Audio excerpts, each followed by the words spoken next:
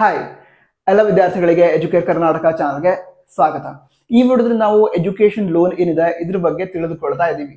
ನಂತರ education loan ಮಾಡಿ course ಅನ್ನ ಜಾಯಿನ್ ಆಗ್ಬೇಕು ಅಂತ ವಿದ್ಯಾರ್ಥಿಗಳಿಗೆ ಒಂದು ವಿಷಯವನ್ನ ಹೇಳಬೇಕು.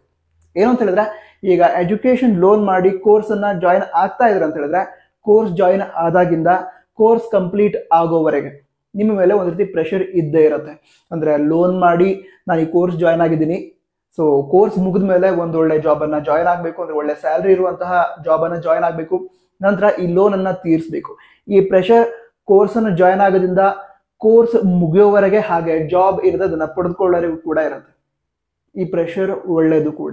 ಯಾಕಂತ ಹೇಳಿದ್ರೆ ಈ ಪ್ರೆಷರ್ ಏನಿದೆ ಅದು ನಿಮ್ಮನ್ನ ಎಲ್ಲ ರೀತಿ ಡಿಸ್ಟ್ರಾಕ್ಷನ್ಸ್ ಇಂದ ದೂರ ಇಡುತ್ತೆ. ಈ ಪ್ರೆಷರ್ ಇಂದ ನೀವು ಡಿಸ್ಟ್ರಾಕ್ಟ್ ಆಗೋದೇ ಇಲ್ಲ. ನಿಮ್ಗೆ ಇಂಪಾರ್ಟೆಂಟ್ ಏನೇನಿದೆ ಅದ್ರ ಮೇಲೆ ಅಷ್ಟೇ ನಿಮ್ಮ ಫೋಕಸ್ ಇರುತ್ತೆ. ನಿಮ್ಮ ಸ್ಟಡಿ, ನಂತರ ಸ್ಕಿಲ್ಸ್ ಇಂಪ್ರೂವ್ ಆಗಬೇಕು, ನಂತರ ಒಳ್ಳೆ ಪರ್ಸೆಂಟೇಜ್ ಆಗಬೇಕು, ಇದೆಲ್ಲ ವಿಷಯದ ಮೇಲೆ. ಅದೇ ರೀತಿ ಜಾಬ್ ಇಂಟರ್ವ್ಯೂ ಟೈಮಲ್ಲಿ ಇಂಟರ್ವ್ಯೂ ಹೇಗೆ ಕ್ರ್ಯಾಕ್ ಮಾಡೋದು, ಈ ರೀತಿ ಏನೇನು ಇಂಪಾರ್ಟೆಂಟ್ ಪಾಯಿಂಟ್ಸ್ ಏನಿದಾವೆ ಅಥವಾ ಇಂಪಾರ್ಟೆಂಟ್ ವಿಷಯ ಏನಿದಾವೆ ಅವುಗಳ ಮೇಲೆ ಅಷ್ಟೇ ನಿಮ್ಮ ಫೋಕಸ್ ಇರುತ್ತೆ. ಎಲ್ಲ ಡಿಸ್ಟ್ರಾಕ್ಷನ್ಸ್ ಇಂದ ದೂರ ಇರ್ತೀರಾ. ಅದಕ್ಕೋಸ್ಕರ ಈ ಎಜುಕೇಶನ್ ಲೋನ್ ಒಳ್ಳೇದು ಕೂಡ. ನಂತರ ಈ ಎಜುಕೇಶನ್ ಲೋನ್ ಮಾಡಿರೋದು ವರ್ದಿ ಅಂತ ಯಾವಾಗ ಫೀಲ್ ಆಗುತ್ತೆ ಅಂತ ಹೇಳಿದ್ರೆ, ಈಗ ಲೋನ್ ಮಾಡಿ ಸ್ಟಡಿ ಮಾಡಿದ್ದೀರಾ, ಮುಂದೆ ಜಾಬ್ ಜಾಯಿನ್ ಆದ್ಮೇಲೆ ನಿಮ್ಮ ಅರ್ನಿಂಗ್ ಏನಿದೆ, 1 ಮಂತ್ ಅರ್ನಿಂಗ್, 1 ಮಂತ್ ಬೇಡ, okay 6 month, okay 1 year earning, ಆ ಟೋಟಲ್ 1 ಇಯರ್ ನೀವು ಅರ್ನ್ ಮಾಡಿರೋದು ನಿಮ್ಮ ಟೋಟಲ್ ಆ ಕೋರ್ಸ್ ಮುಗಿಯೋದ್ರವರೆಗೆ ಇರುವಂತಹ ಲೋನ್ ಅಮೌಂಟ್ ಏನಿತ್ತು ಅದಕ್ಕೆ ಈಕ್ವಲ್ ಆದಾಗ, ಅದಕ್ಕಿಂತ ಜಾಸ್ತಿ ಆದಾಗ ನಾನು ಲೋನ್ ಮಾಡಿದ್ದು ವರ್ದಿ ಆಗಿತ್ತು, ನಾನಷ್ಟು ಪ್ರೆಷರ್ ಏನು ಫೀಲ್ ಮಾಡಿದೆ ಅದು ಕೂಡ ವರ್ದಿ ಅಂತ ಫೀಲ್ ಆಗುತ್ತೆ. ಓಕೆ, ಈಗ ವಿಷಯವನ್ನ ತಿಳಿದುಕೊಳ್ತಾ ಹೋಗೋದಾದ್ರೆ, ನನಗೆ ಹೆಚ್ಚಿನ ವಿದ್ಯಾರ್ಥಿಗಳು ಈ ಲೋನ್ ಬಗ್ಗೆ ಕೇಳಿರೋರು KCET ಕೌನ್ಸಿಲಿಂಗ್ ಅಲ್ಲಿ ಪಾರ್ಟಿಸಿಪೇಟ್ ಮಾಡ್ತಾ ಇರುವಂತಹ ವಿದ್ಯಾರ್ಥಿಗಳು. ಈಗ KCET ಕೌನ್ಸಿಲಿಂಗ್ ಒಳಗಡೆ ಸೀಟ್ ಅಲಾಟ್ಮೆಂಟ್ ಆಯಿತು ಅಂತ ಹೇಳಿದ್ರೆ, ಫಸ್ಟ್ ರೌಂಡ್ ಆಗಿರಲಿ, ಸೆಕೆಂಡ್ ರೌಂಡ್ ಆಗಿರಲಿ ಅಥವಾ ಸೆಕೆಂಡ್ ಎಕ್ಸ್ಟೆಂಡೆಡ್ ರೌಂಡ್ ಆಗಿರಲಿ, ಸೀಟ್ ಅಲಾಟ್ ಆದ್ಮೇಲೆ ಒಂದು 3 ರಿಂದ 4 ದಿನ ಟೈಮ್ ಕೊಡ್ತಾರೆ ಫೀಸ್ ಅನ್ನ ಪೇ ಮಾಡೋದಕ್ಕೆ. ಈಗ ಸೀಟ್ ಅಲಾಟ್ಮೆಂಟ್ ಆದಾಗ ಇಂತಹ ಕಾಲೇಜ್ ಅಲಾಟ್ ಆಗಿದೆ, ಇಂತಹ ಬ್ರಾಂಚ್ ಅಲಾಟ್ ಆಗಿದೆ ಅಥವಾ ಇಂತಹ ಕೋರ್ಸ್ ಅಲಾಟ್ ಆಗಿದೆ, ಇಂತಿಷ್ಟು ಫೀಸ್ ಇದೆ, ಇದನ್ನು ತಿಳಿಸಿರ್ತಾರೆ. ಸೊ ಆ ಫೀಸ್ ಏನಿದೆ ಅದನ್ನು ನೀವು 4 days ಅಲ್ಲಿ ಪೇ ಮಾಡಬೇಕಾಗತ್ತೆ. ನಂತರ ನಿಮಗೆ ಎಜುಕೇಶನ್ ಲೋನ್ ಸ್ಯಾಂಕ್ಷನ್ ಯಾವಾಗ ಆಗೋದು ಅಂತ ಹೇಳಿದ್ರೆ, ನಿಮ್ಮ ಅಡ್ಮಿಷನ್ ಆಗಿದೆ ಅಂತ ನೀವು ಬ್ಯಾಂಕ್ಗೆ ಆ ಡೀಟೇಲ್ಸ್ ಅನ್ನ ನೀಡಿದಾಗ, ಅಂದ್ರೆ ಅಡ್ಮಿಷನ್ ಆಗಿದೆ ಅಂತ ಡೀಟೇಲ್ಸ್ ಕೊಟ್ಟ ನಂತರ ನಿಮಗೆ ಎಜುಕೇಶನ್ ಲೋನ್ ಸ್ಯಾಂಕ್ಷನ್ ಆಗುತ್ತೆ. ಈಗ ಕೌನ್ಸಿಲಿಂಗ್ ಅಲ್ಲಿ ಸೀಟ್ ಅಲಾಟ್ ಆಯಿತು ಅಂತ ಹೇಳಿದ್ರೆ ಅಡ್ಮಿಷನ್ ಆದ ರೀತಿ ಅಲ್ಲ, ನಿಮಗೆ ಅಲಾಟ್ ಆಗಿದೆ. ಅಡ್ಮಿಷನ್ ಕಂಪ್ಲೀಟ್ ಯಾವಾಗ ಆಗುತ್ತೆ, ನೀವು ಫೀಸ್ ಅನ್ನ ಪೇ ಮಾಡಿ ಕಾಲೇಜ್ ಹೋಗಿ ರಿಪೋರ್ಟಿಂಗ್ ಮಾಡ್ಕೊಂಡಾಗ. ಅದಕ್ಕೋಸ್ಕರ ಈ ಕೌನ್ಸಿಲಿಂಗ್ ಅಲ್ಲಿ ಫಸ್ಟ್ ಇಯರ್ ಅಡ್ಮಿಷನ್ ಏನಿದೆ ಅದಕ್ಕೆ ಫೀಸ್ ಅನ್ನ ನೀವೇ ತುಂಬಬೇಕು ಸ್ಟಾರ್ಟಿಂಗ್ ಅಲ್ಲಿ. ಅಂದ್ರೆ ಸೀಟ್ ಅಲಾಟ್ ಆಯ್ತು, 4 days ಟೈಮ್ ಕೊಟ್ಟಿರ್ತಾರೆ, ಆವಾಗ ಆ ಕೋರ್ಸ್ಗೆ ಎಷ್ಟು ಫೀಸ್ ಇದೆಯೋ ಆ ಅಮೌಂಟ್ ಅನ್ನ ಎಲ್ಲಿಂದಾದ್ರೂ ಕಲೆಕ್ಟ್ ಮಾಡಿ ನೀವೇನ್ ಮಾಡ್ಬೇಕಾಗತ್ತೆ, ಮೊದಲಿಗೆ ಫೀಸ್ ಅನ್ನ ಪೇ ಮಾಡಿ ಅಡ್ಮಿಷನ್ ಅನ್ನ ಕಂಪ್ಲೀಟ್ ಮಾಡ್ಬೇಕಾಗತ್ತೆ. ಅಡ್ಮಿಷನ್ ಕಂಪ್ಲೀಟ್ ಮಾಡಿದ ನಂತರ ಅಲ್ಲಿ ಫೀಸ್ ರಿಸಿಪ್ಟ್ ಎಲ್ಲ ಕೊಟ್ಟಿರ್ತಾರಲ್ವ, ಅದನ್ನ ಕರೆಕ್ಟ್ ಆಗಿ ಸೇಫ್ ಆಗಿ ಇಟ್ಕೊಂಡ್ರಿ. ಯಾಕಂತ ಹೇಳಿದ್ರೆ ಈ ಫೀ ರಿಸಿಪ್ಟ್ ಇಟ್ಕೊಂಡು ಫಸ್ಟ್ ಇಯರ್ ಫೀಸ್ ಏನಿದೆ ಅದನ್ನು ಕೂಡ ನೀವು ಎಜುಕೇಶನ್ ಲೋನ್ ಇಂದ ಪಡೆದುಕೊಳ್ಬಹುದು. ಓಕೆನಾ, ಅದು ಯಾವ ರೀತಿ ಅಂತ ಕೂಡ ಹೇಳ್ತೀನಿ. ಸೊ ಈಗ ಈ ಸ್ಟಾರ್ಟಿಂಗ್ ಇದಿಷ್ಟು ಪ್ರೊಸೀಜರ್ ಅರ್ಥ ಆಯ್ತು ಅಂತ ಅನ್ಸುತ್ತೆ. ಏನು, ಅಡ್ಮಿಷನ್ ಆಗಿದೆ ಅಂತ ನೀವು ಬ್ಯಾಂಕ್ಗೆ ತಿಳಿಸಿದಾಗ ಅವ್ರೇನ್ ಮಾಡ್ತಾರೆ, ಎಜುಕೇಶನ್ ಲೋನ್ ಅನ್ನ ಅಪ್ರೂವ್ ಮಾಡ್ತಾರೆ. ಅದಕ್ಕೋಸ್ಕರ ನಿಮ್ಮ ಅಡ್ಮಿಷನ್ ಫಸ್ಟ್ ಆಗಿರ್ಬೇಕು. ಅದಕ್ಕೋಸ್ಕರ ಕಾಲೇಜ್ ಫೀಸ್ ಅನ್ನ ಸ್ಟಾರ್ಟಿಂಗ್ ಅಲ್ಲಿ ನೀವೇ ಎಲ್ಲಿಂದಾದ್ರೂ ಕಲೆಕ್ಟ್ ಮಾಡಿ, ಅಂದ್ರೆ ಅಮೌಂಟ್ ಅನ್ನ ಕಲೆಕ್ಟ್ ಮಾಡಿ ಪೇ ಮಾಡಬೇಕು. ನಂತರ ಇಂದಿಷ್ಟು ಪೇ ಮಾಡಿದ್ವಿ ಅಂದ್ರೆ ರಿಸಿಪ್ಟ್ ನಿಮ್ಮ ಬಳಿ ಇಟ್ಕೊಂಡಿರ್ಬೇಕು. ಹಾಗಿದ್ರೆ ಈಗ ನೀವು ಮಾಡಬೇಕಾಗಿರುವಂತಹ ಪ್ರೊಸೀಜರ್ ಅಥವಾ ಸ್ಟೆಪ್ಸ್ ಏನೇನು ಅಂತ ಹೇಳ್ತಾ ಹೋಗ್ತೀನಿ. ಮೊದಲಾಗಿ ಬ್ಯಾಂಕ್ಸ್ ಏನಿದಾವೆ ಅವುಗಳನ್ನ ವಿಸಿಟ್ ಮಾಡಿ. ನಿಮ್ಮ ಊರಲ್ಲಿರುವಂತಹ ಬ್ಯಾಂಕ್ಸ್, ಒಂದೇ ಬ್ಯಾಂಕ್ ಅನ್ನ ವಿಸಿಟ್ ಮಾಡಿ ಅಲ್ಲೇ ಫೈನಲ್ ಮಾಡ್ತೀನಿ ಆ ರೀತಿ ಮಾಡೋದಕ್ಕೆ ಹೋಗ್ಬೇಡಿ. ಬೇರೆ ಬೇರೆ ಬ್ಯಾಂಕ್ಗಳನ್ನ ವಿಸಿಟ್ ಮಾಡಿ ಅಲ್ಲಿ ಎಜುಕೇಶನ್ ಲೋನ್ ಎಲ್ಲಿವರೆಗೆ ಕೊಡ್ತೀರಾ, ಎಷ್ಟು ಅಮೌಂಟ್ ಕೊಡ್ತೀರಾ, ಇಂಥ ಕೋರ್ಸ್ ಮಾಡಬೇಕು ಅಂತಿದ್ದೀನಿ, ಎಷ್ಟುವರೆಗೆ ಕೊಡೋದಕ್ಕಾಗತ್ತೆ, ಸೊ ಏನು ತಿಳ್ಕೊಳ್ಳಿ. ನೀವು ಮತ್ತೊಂದು ಕೆಲಸ ಕೂಡ ಮಾಡ್ಬೋದು. ಈಗ ಯಾವುದೊಂದು ಕೋರ್ಸ್ ಮಾಡ್ತಾ ಇದ್ದೀರಾ ಅಂತ ಹೇಳಿದ್ರೆ ಟೋಟಲ್ 4 yearsಗೆ ಎಷ್ಟು ಖರ್ಚಾಗತ್ತೆ, ಅಡ್ಮಿಷನ್ ಫೀಸ್ ಎಷ್ಟು ಖರ್ಚಾಗುತ್ತೆ, ಹಾಸ್ಟೆಲ್ ಫೀಸ್ ಎಷ್ಟು ಖರ್ಚಾಗುತ್ತೆ, ಮೆಸ್ ಬಿಲ್ ಎಷ್ಟು ಖರ್ಚಾಗುತ್ತೆ, ಲ್ಯಾಪ್ಟಾಪ್ ಬೇಕಾ ಅದಕ್ಕೆ ಎಷ್ಟು ಖರ್ಚಾಗುತ್ತೆ, ಅದಂತರ ಬುಕ್ಸ್ ಅದಕ್ಕೆ ಎಷ್ಟು ಖರ್ಚಾಗುತ್ತೆ. ಸೊ ಈ ರೀತಿ ಟೋಟಲ್ ಕೋರ್ಸ್ ಕಂಪ್ಲೀಟ್ ಮಾಡೋದಕ್ಕೆ ಎಷ್ಟು ಖರ್ಚು ಆಗತ್ತೆ ಅದರ ಎಸ್ಟಿಮೇಷನ್ ಮಾಡ್ಕೊಳ್ಳಿ. ಓಕೆನಾ, ಅದರ ಎಸ್ಟಿಮೇಷನ್ ಮಾಡ್ಕೊಳ್ಳಿ.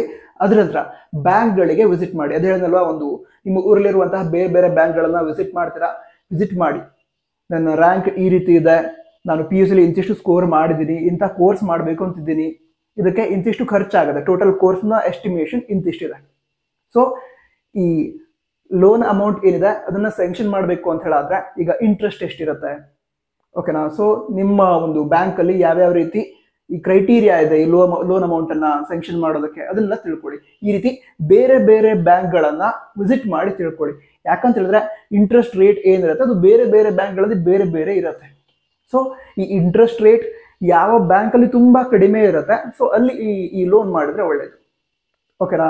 ಅದ್ರ ಜೊತೆಗೆ ಮತ್ತೊಂದು ವಿಷಯ ಕೂಡ ನಿಮ್ಗೆ ಗೊತ್ತಿರಲಿ, ಎಜುಕೇಶನ್ ಲೋನ್ ಏನಿದೆ ಅದಕ್ಕೆ ಈ ನಿಮ್ಮ ಕೋರ್ಸ್ ಕಂಪ್ಲೀಟ್ ಆಗೋವರೆಗೆ, ಎಷ್ಟು ವರ್ಷದ ಕೋರ್ಸ್ ಇರುತ್ತೆ ಅದಷ್ಟು ವರ್ಷಗಳು ಮುಗಿಯೋವರೆಗೆ ಇಂಟ್ರೆಸ್ಟ್ ಬೀಳಲ್ಲ, ಓಕೆನಾ. ಅದರ ನಂತರ ನಿಮ್ಮ ಕೋರ್ಸ್ ಮುಗಿದ ನಂತರ ಕೂಡ ಹೆಚ್ಚಿನ ಬ್ಯಾಂಕ್ಗಳಲ್ಲಿ, ನ್ಯಾಷನಲೈಸ್ಡ್ ಬ್ಯಾಂಕ್ಗಳಲ್ಲಿ 1 ವರ್ಷ ಟೈಮ್ ಕೊಡ್ತಾರೆ. ಕೋರ್ಸ್ ಮುಗಿದ ನಂತರ ಕೂಡ 1 ವರ್ಷ ಟೈಮ್ ಕೊಡ್ತಾರೆ. ಅದರ ನಂತರ ಇಂಟ್ರೆಸ್ಟ್ ಸ್ಟಾರ್ಟ್ ಆಗುತ್ತೆ, ಎಲ್ಲವರೆಗೆ ಇಂಟ್ರೆಸ್ಟ್ ಇರಲ್ಲ. ನಂತರ ಮತ್ತೊಂದು ವಿಷಯ, ಈಗ ನೀವು ಕ್ಯಾಂಡಿಡೇಟ್ಸ್ ಲೋನ್ ಅಮೌಂಟ್ ಸ್ಯಾಂಕ್ಷನ್ ಆಗಿರೋದು ಇಂತಿಷ್ಟು ಅಂತ ಇರುತ್ತೆ. ಎಕ್ಸಾಂಪಲ್, ನೀವು 10 lakh ಅಪ್ಲೈ ಮಾಡಿದ್ರೆ 10 lakh ಲೋನ್ ಅಮೌಂಟ್ ಸ್ಯಾಂಕ್ಷನ್ ಆಯ್ತು. ಹಾಗಂತ ಸ್ಯಾಂಕ್ಷನ್ ಆದ ಕೂಡ ಅದು ನಿಮ್ಮ ಅಕೌಂಟ್ಗೆ ಟ್ರಾನ್ಸ್ಫರ್ ಮಾಡಲ್ಲ. ನೀವೇನು ಪೇ ಮಾಡ್ತಾ ಇರ್ತೀರಾ, ಆ ಬ್ಯಾಂಕ್ ಅವರಿಗೆ ಬಿಲ್ ತೋರಿಸ್ತೀರಾ, ಆವಾಗ ಅದನ್ನ ನಿಮ್ಮ ಅಕೌಂಟ್ಗೆ ಅವರು ಟ್ರಾನ್ಸ್ಫರ್ ಮಾಡ್ತಾರೆ, ಓಕೆನಾ. ಅದಕ್ಕೋಸ್ಕರ ಈಗ 10 lakh ಸ್ಯಾಂಕ್ಷನ್ ಆಯಿತು, ಅದರೊಳಗಡೆ ನೀವು ಪಡೆದುಕೊಂಡಿರುವಂತಹ ಅಮೌಂಟ್ 8 lakh ಆಯ್ತಿದ್ದಾಗ 8 lakh ಏನಿದೆ ಅದನ್ನ ಮಾತ್ರ ನೀವು ರಿಟರ್ನ್ ಮಾಡಬೇಕಾಗತ್ತೆ. ಅಂದ್ರೆ ಅದಕ್ಕೆ ಸಂಬಂಧಂತಹ ಈ ಇಂಟ್ರೆಸ್ಟ್ ಏನಿದೆ ಅದನ್ನು ಸೇರಿಸಿ ರಿಟರ್ನ್ ಮಾಡಬೇಕಾಗತ್ತೆ. ಅಂದ್ರೆ ನೀವೆಷ್ಟು ಅಮೌಂಟ್ ಪಡ್ಕೊಂಡಿದ್ದೀರೋ ಅದಷ್ಟೇ ನಿಮಗೆ ಸಂಬಂಧಿಸಿದ್ದು, ಎಷ್ಟು ಸ್ಯಾಂಕ್ಷನ್ ಆಗಿದೆ ಅಂತ ಹೇಳಲ್ಲ. ಅಂದ್ರೆ 10 lakh ಲೋನ್ ಸ್ಯಾಂಕ್ಷನ್ ಆಗಿದೆ, 10 lakh ರಿಟರ್ನ್ ಮಾಡಬೇಕು ಅಂತಿರಲ್ಲ. 10 lakh ಸ್ಯಾಂಕ್ಷನ್ ಆಗಿದೆ, ನೀವು 8 lakh ಅನ್ನ ಪಡೆದುಕೊಂಡಿದ್ದೀರಾ ಅಂತ ಹೇಳಿದಾಗ 8 lakh ರಿಲೇಟೆಡ್ ಅಷ್ಟೇ ನಿಮಗೆ ಸಂಬಂಧಿಸಿದ್ದಾಗಿರುತ್ತೆ. ಸೊ ಅದಕ್ಕೆ ಸಂಬಂಧ ಅಮೌಂಟ್ ಅನ್ನು ರಿಟರ್ನ್ ಮಾಡಿದ್ರೆ ಅಕಸ್ಮಾತ್ ಇಂಟ್ರೆಸ್ಟ್ ಏನಿರುತ್ತೆ ಅದನ್ನ ಪೇ ಮಾಡ್ತೀರಾ, ಓಕೆನಾ. ಸರಿ, ಹಾಗಿದ್ರೆ ನಾನು ಹೇಳಿದಾಗ ನೀವು ಪೇ ಮಾಡಿದ ನಂತರ ರಿಸಿಪ್ಟ್ ಅನ್ನ ಬ್ಯಾಂಕಿಗೆ ಕೊಟ್ಟಾಗ ಅವರು ನಿಮಗೆ ನೀವೆಷ್ಟು ಪೇ ಮಾಡಿದ್ರೆ ಅಮೌಂಟ್ ಅನ್ನ ನಿಮಗೆ ತಲುಪಿಸ್ತಾರೆ, ನಿಮ್ಮ ಬ್ಯಾಂಕ್ ಅಕೌಂಟ್ಗೆ ಹಾಕ್ತಾರೆ.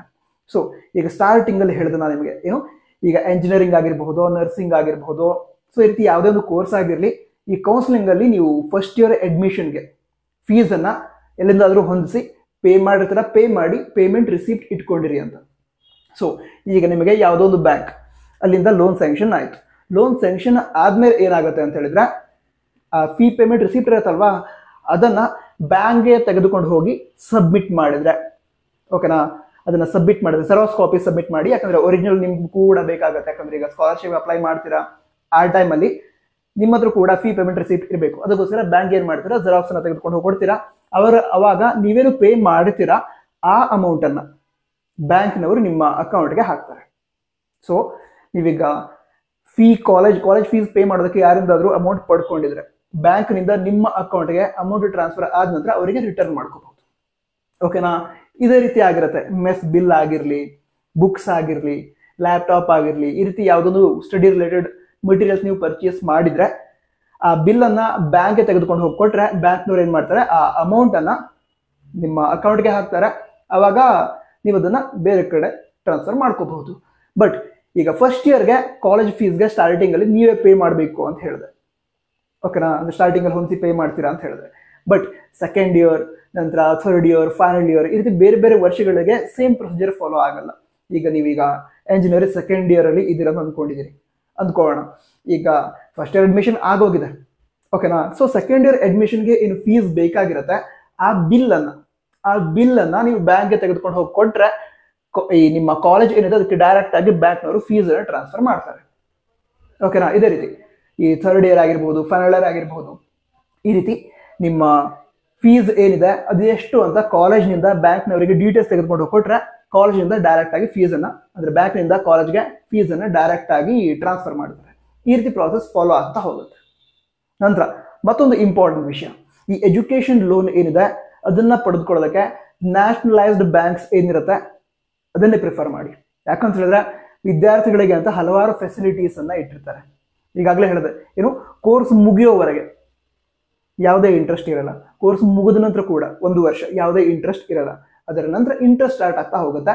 ನಂತರ ವಿದ್ಯಾರ್ಥಿಗಳಿಗೆ ಅಂತಾನೆ ಇರುವಂತಹ ಲೋನ್ ಆಗಿರೋದ್ರಿಂದ ಇಂಟ್ರೆಸ್ಟ್ ರೇಟ್ ಕೂಡ ಕಡಿಮೆ ಇರುತ್ತೆ. ಈಗ ಹಲವಾರು ಲೋಕಲ್ ಬ್ಯಾಂಕ್ಸ್ ಇರುತ್ತೆ. ಸೊ ಅಲ್ಲಿ ನೀವೀಗ ಲೋನ್ ಅನ್ನ ಮಾಡಿದ್ರೆ ಈ ರೀತಿ ಯಾವುದೇ ಫೆಸಿಲಿಟೀಸ್ ಅಲ್ಲಿ ಸಿಗಲ್ಲ, ಓಕೆ. ಅದಕ್ಕೋಸ್ಕರ ಆದಷ್ಟು ಮಾಡಿ ನ್ಯಾಷನಲೈಸ್ಡ್ ಬ್ಯಾಂಕ್ಸ್ ಏನಿರುತ್ತೆ ಅಲ್ಲಿಂದಾನೆ ಎಜುಕೇಶನ್ ಲೋನ್ ಏನಿದೆ ಅದನ್ನ ಪಡೆದುಕೊಳ್ಳಿ. ಸೊ ಇದಿಷ್ಟು ಇಂಪಾರ್ಟೆಂಟ್ ವಿಷಯಗಳು ಆಗಿತ್ತು. ನಂತರ ಮತ್ತೊಂದು ವಿಷಯ ಹೇಳಬೇಕು ಅನಿಸ್ತಾ ಇದೆ, ಅದಕ್ಕೆ ಹೇಳ್ತಾ ಇದ್ದೀನಿ. ನಾನು ಕೂಡ ನನ್ನ MSc ಏನಿದೆ ಅದನ್ನ ಲೋನ್ ಮಾಡಿರೋದು. ಅದಕ್ಕೋಸ್ಕರ ಈಗ ಲೋನ್ ಮಾಡಿ ಯಾವ ವಿದ್ಯಾರ್ಥಿಗಳು ಸ್ಟಡಿ ಮಾಡ್ತಾ ಇರ್ತಾರೆ ಅಥವಾ ನಿಮ್ಮಲ್ಲಿ ಯಾವ ವಿದ್ಯಾರ್ಥಿಗಳು ಎಜುಕೇಶನ್ ಲೋನ್ ಮಾಡಿ ಸ್ಟಡಿ ಮಾಡ್ತೀರಾ, ಸೊ ಅವರಿಗೆ ಬೆಸ್ಟ್ ವಿಶಸ್. ನೀವು ಕೂಡ ಲೈಫಲ್ಲಿ ಸಕ್ಸಸ್ಫುಲ್ ಆಗಿ. All the best. Jai Hind, Vande Mataram.